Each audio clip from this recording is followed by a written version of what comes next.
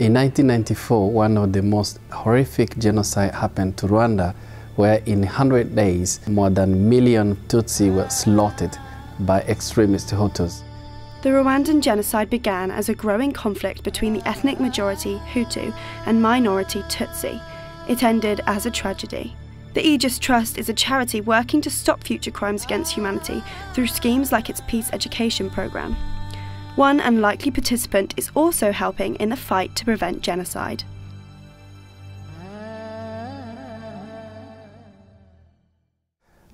I was victim of this genocide because I happened to be born as a Tutsi, where in 1994 I lost my parents, my 4 sisters, and many of my members of extended family.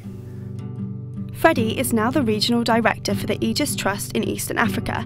Its aim is to unite communities against mass atrocities.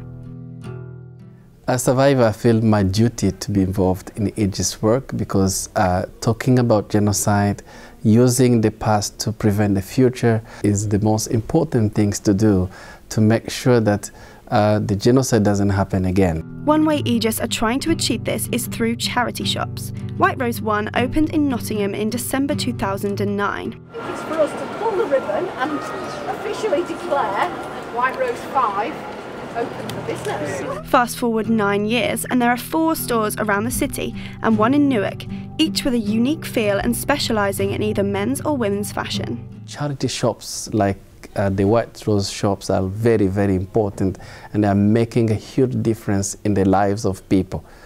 First of all, they save lives because there is an income generation given to charity organization like Aegis Trust to go and do their mission of preventing the atrocities and mass violence in the countries like Central African Republic and South Sudan. White Rose was the idea of students from Nottingham Trent University who ran an Aegis society there and spent time working with the charity in Rwanda. Genocide is something that you can't really connect with. It's just too horrific, but to have met students the same age as us who were studying just like we were, had the same aspirations and passions, you know, but obviously gone in their childhood through experiences completely different. I think brought it home in a way that perhaps nothing else had. We knew that, you know, we couldn't be doing stuff on the front lines or anything like that, but we thought, well, actually we could maybe raise some money. The easiest way to raise this money seemed like a charity shop, but Grace and the team wanted to create one that would be as far from the traditional stereotype as possible.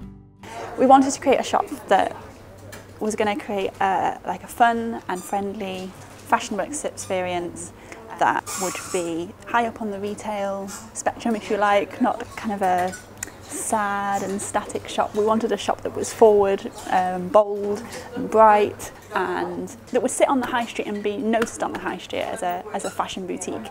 So vintage fashion at the time was really becoming a big trend. So we kind of got in on this kind of wave of really massive vintage fashion. We felt it needed to be done in a serious way and with real care to really represent the values behind Aegis. We felt the shops would be a good way to engage people in the cause that perhaps otherwise wouldn't come across the cause or would feel a bit overwhelmed at first hearing about it. Dr. James Smith and his family set up the National Holocaust Centre in Newark, the first of its kind in the UK, after realising that there was a lack of education on the Holocaust and other genocides.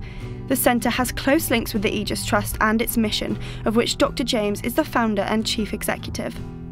After the ethnic cleansing in Kosovo in 1999, we decided, that's my brother Stephen and myself, decided to set up the Aegis Trust. The mission of Aegis is to prevent genocide and mass atrocities, and we do that primarily through education for prevention.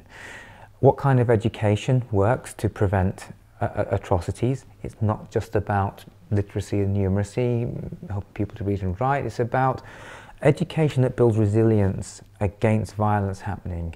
When Grace and Angie approached me with the idea to open a charity shop, I was absolutely delighted because we were already so concerned about how we build long-term sustainability. We could see the challenges of preventing atrocities growing, and we could see that even though it was something that was to start small, it had the potential to grow if it was done well. And it has been done well, and it is growing. It's going from strength to strength. And as White Rose goes from strength to strength, this gives me the confidence that in the future, Aegis Trust can also grow its mission to prevent atrocities. White Rose is such a great novel idea because, you know, this is about engaging people with actually another challenge of our times, and that's partly about recycling, the big environmental issues. And so, in some respects, we're also helping to solve another problem that we have in our society, but we're doing it in a way that is fun, that people enjoy, young people in particular enjoy, who can not only get engaged because of fashion, but actually because there's something really positive that we're giving back to our own communities. Here in Nottingham, many shoppers are familiar with White Rose and the cause it supports. For vintage lovers and bargain hunters, it has become a popular name on Nottingham's high street.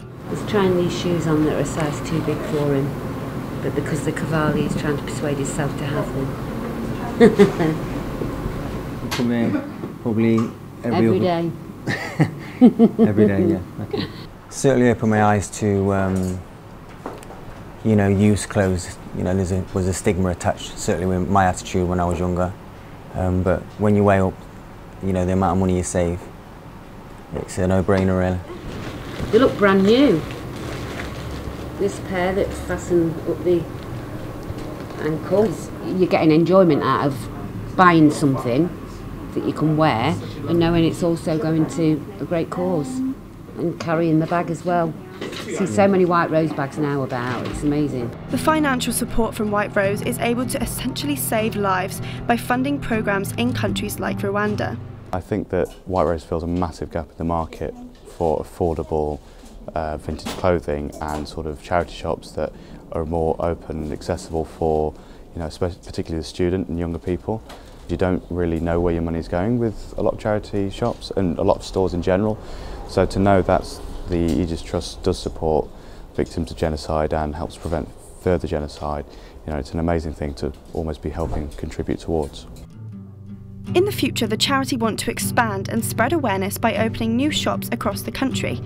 Firstly though, White Rose want to work on educating customers properly about Aegis and the work it does, as not everyone is so aware. I have to say I didn't know anything about the Aegis Trust. I've noticed that name before, but I didn't know what it was or what they did, so maybe if they did have a bit of signage, it might encourage you to buy a bit more as well, because I didn't know that. I didn't know anything at all about the Aegis Trust. I just knew it was a charity, and I guess I just blindly assumed that if it's a charity shop, it must be doing good stuff. It's how you communicate it in a way that combines with your average shopper. So I think what it is, we wouldn't want to do it and do it wrong. We want to do it and get it bang on right, but it's got to be done in a very kind of delicate way. You don't want to in any way be insincere or water down what the cause is about. At the same time, you don't want to make people feel overwhelmed when they're in a shopping environment. There is a very, very important message to talk about. People need to know about Aegis, people need to know about its values, and I think when people realise what it's about, I think anybody would want to be part of it. People who were part of militia, who were recruiting child soldiers, stirring them into hatred and violence, have been changed from that campaign of hate and violence into ambassadors for peace. And this is the kind of change that our volunteers and our staff of White Rose are bringing about thousands of miles away. It's quite remarkable. I feel very positive about the future of our continent even, and in my country, because I feel that having this kind of program, with a very impactful program in these communities, it will have a huge impact on the peace and making this world better.